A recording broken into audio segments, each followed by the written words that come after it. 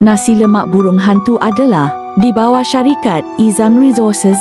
Perniagaan ini ditubuhkan pada 6 Mac tahun 2021.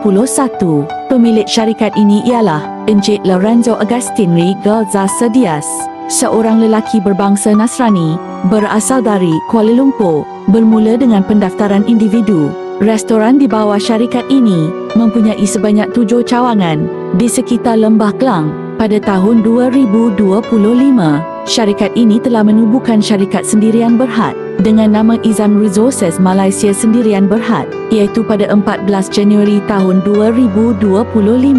Mereka mempunyai seorang direktur iaitu Encik Lorenzo dan seorang sekretari berbangsa Kina yang bernama sebagai Encik Kuyanne. Izam Resources Malaysia Sendirian Berhad mempunyai 3 orang shareholder yang bermula pada Januari 2025, iaitu Encik Lorenzo sebagai pemegang saham terbesar dan 2 orang lagi Muslim berbangsa Melayu, iaitu Encik Alfian bin Muhammad Basir serta Encik Muhammad Amirul Nazrin bin Samsul. Semakan halal mendapati syarikat ini masih belum mempunyai sijil halal yang diluluskan oleh Jabatan Kemajuan Islam Malaysia atau JAKIM.